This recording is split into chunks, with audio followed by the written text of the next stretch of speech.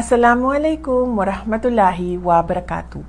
Madayaw ug maayong adlaw kaninyong tanan. Magandang araw sa inyo lahat. Kaisa ko ang buong bansa sa paggunita ng Araw ng Kagitingan. Ngayong araw, binibigyang pugay natin ang mga magigiting na kawal na nanindigan sa Bataan. Ang kanilang sakripisyo ay hindi lamang pagpapakita ng lakas militar. Ito ay isang dakilang pagpapatunay ng pagmamahal sa sariling bayan. The Day of Valor reminds us that our freedom was bought at a high price. It is a reminder that the defense of our republic is a continuous duty that falls upon every generation. Today, valor is found in our courage to protect our sovereignty and our discipline to uphold the rule of law.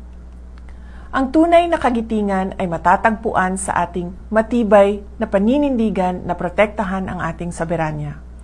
Ang anumang pagtatangka ng mga banyagang institusyon na manghimasok sa ating hustisya ay isang tuwirang hamon sa kalayaang ipinaglaban ng ating mga bayani sa Bataan. May kakayahan tayong pamunuan ang ating sarili at pairalin ang ating sariling mga batas sa ilalim ng ating sariling mga hukuman.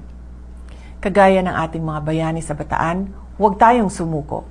Harapin natin ang mga hamon ng ating panahon, taglay ang parehong diwa ng katatagan. Paninindigan ang isang matatag, ligtas at tunay na malayang Pilipinas. Isang makabuluhang pagunita ng Araw ng Kagitingan sa inyong lahat.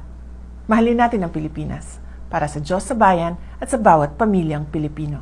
Syukran.